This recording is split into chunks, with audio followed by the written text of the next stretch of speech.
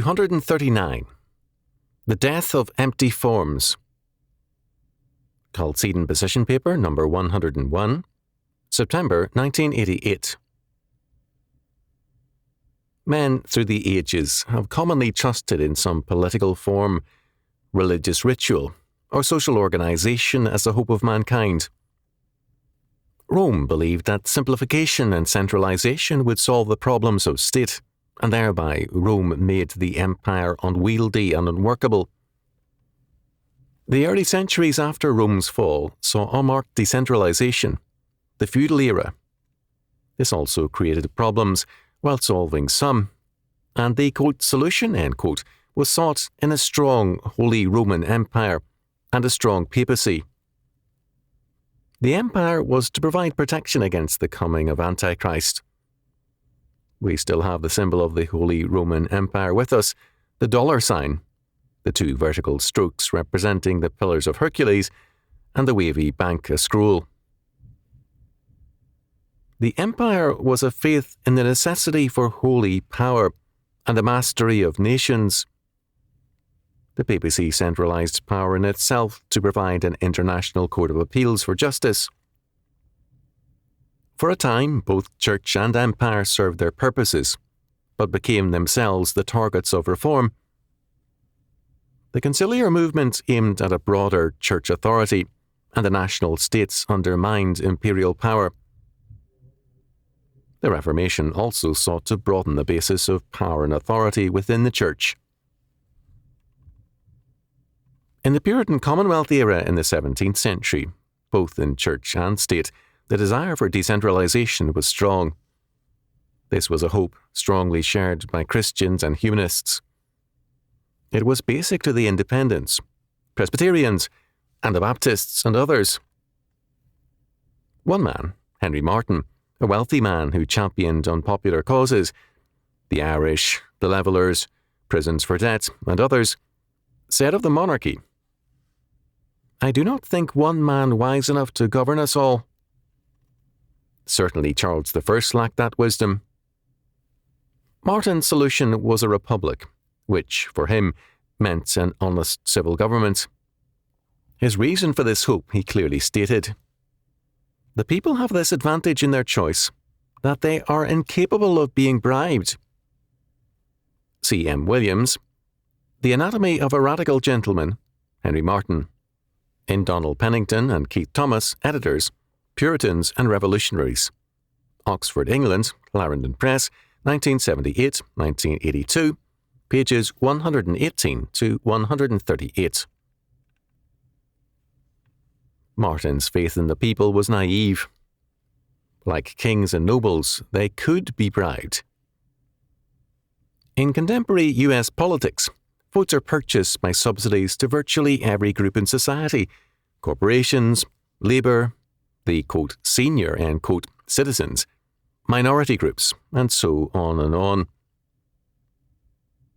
Theories about the infallibility of the people, that is, Rousseau's doctrine of the general will, are now appearing to be as invalid as a divine right of kings. In the late 15th century in Russia, the Josephite doctrine of the Tsar was developed. It held that the Tsar was similar to humans only by nature, but by the authority of his rank similar to God. He derived his authority directly from God, and his judgment could not be overruled by that of any prelate. Arthur Voice, Moscow and the Roots of Russian Culture, Norman, Oklahoma, University of Oklahoma Press, 1964, page 16. Rousseau's thinking about the general will gave a like authority to the democratic expression, or the democratic consensus, as many call it now. Michael Kamen has shown in A Machine That Would Go of Itself, The Constitution in American Culture, 1986, how Americans have commonly had a blind trust that the constitutional form would preserve freedom and justice. No thought was given to the fact that man's depravity can turn any form, monarchy, republic, democracy, or anything else, into an instrument of tyranny. We have seen tyranny triumph repeatedly in history, whatever the legal safeguards or the forms of government. All the well-devised hopes and schemes of men are destroyed by the fact that man is a sinner. Without Christ, he will corrupt any and all forms of civil and ecclesiastical polity. This trust in forms is equally prevalent in the church. Jeremiah spoke of the false trust of Jerusalem in having the temple of the Lord. Jeremiah chapter 7, verse 4.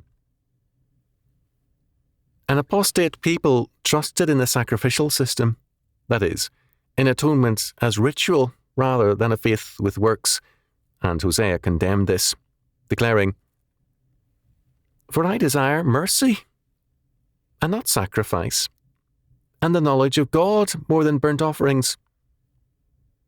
Hosea chapter 6, verse 6. Our Lord twice cites these words of Hosea. Matthew chapter 9, verse 13, chapter 12, verse 7. Yet I am often assured by churchmen that their particular forms and observance of baptism and communion assure the purity of their church. They forget that their observances can also ensure their damnation.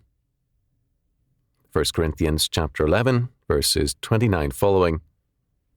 Such, quote, celebrations, end quote, are frightening. This does not mean that forms in civil and ecclesiastical policy or in rituals and sacraments are nothing.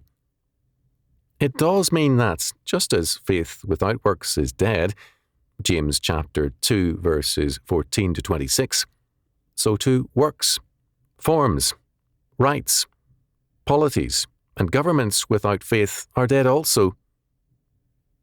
The modern faith is strongly in the forms.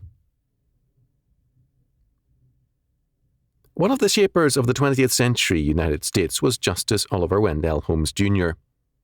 He openly questioned whether, if cosmically an idea is any more important than the bowels, or if man is any more significant than a baboon or a grain of sand.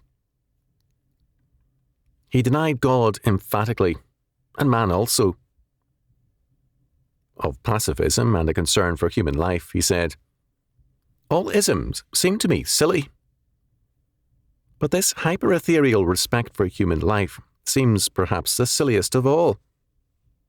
Rocco J. Tresoloni, Justice on the Supreme Court, Philadelphia, Pennsylvania, J.P. Lippincott, 1963, pages 67 and 72. In such a perspective, man being nothing, truth and justice are nothing. All that remains is the power state. All this is a prescription for tyranny. The best constitution in the world is worthless if justice is meaningless. The forms are no protection if men are without faith. Antinomianism is finally anti-life and pro-tyranny and death. Repeatedly in history, as empty forms replace faith and works, and as fame takes precedence over character, every area of life and thought is affected adversely. John Pearson has called attention to the fact that the modern temper has affected the British monarchy and is a phenomenon of immense importance to the future of the monarchy. This, he points out, has been the virtual extinction of the cult of human greatness, which had been steadily succeeded by something rather different, the cult of the celebrity. John Pearson, The Selling of the Royal Family, New York, New York, Simon & Schuster, 1986, page 193. Whether in the sphere of popular music, politics, the church, or the arts, celebrity has replaced greatness. This has been very sharply in evidence in such cases as Andy Warhol, rock and roll groups, and so on. The very word celebrity is a curious one. It comes from celebrate and celebration, the root idea of which is in Latin a good, well-travelled road, a way to a place. Its historic reference has been extensively ritualistic, that is, to celebrate marriage, the celebration of communion, or of the Mass, or of baptism, and so on. The focus is religious, communal, or ritual. With, quote, celebrity, end quote, however, there is a radical shift from a people united in a common act to a focus on an individual. It is now the celebration of an individual, a, quote, celebrity, end quote. One can perhaps suggest that the modern ritual is the elevation of the individual, the celebrity, instead of the bread and wine, that is, the body and blood of Christ. The word reveals a climax of emptiness. When the faith is removed, the forms collapse. Institutions and constitutions then become empty and meaningless, and justice gives way to celebrities and to political briberies. Nothing works because our world does not depend upon mechanical forms in church and state, but on a living faith, a faith with works. When so influential a judge as Holmes regarded man as worth no more than a baboon or a grain of sand, and respect for human life as the silliest of illusions, is it any wonder that murder, rape, abortion and euthanasia are increasing? Indeed, baboons and criminals are often given a better status before the law than godly men. Forms have their place, but forms cannot save us. The people who trusted in the temple of the Lord went into captivity, even as we now are doing, because our trust is in something other than the Lord of history.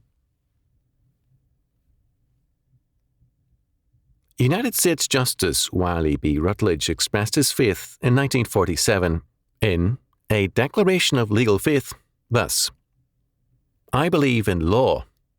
At the same time, I believe in freedom, and I know that each of these things may destroy the other. But I know too that without both, neither can long endure. Justice, too, is a part of life, of evolution, of man's spiritual growth. Law, freedom, and justice. This trinity is the object of my faith. Tresolini, Justice and the Supreme Court, page 134.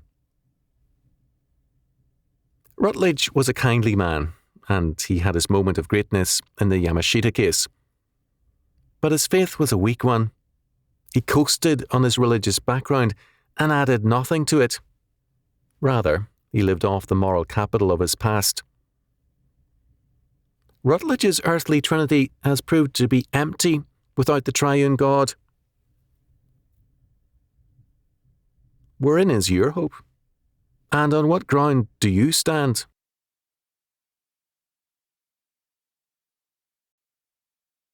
This has been a Chalcedon Foundation production, produced by Grace Community School and Nicene Covenant Church. Published by Ross House Books. Copyright 2017, Mark R. Rushdoony. If you enjoyed this audiobook, be sure to visit chalcedon.edu for more books and audiobooks by R.J. Rushdoony.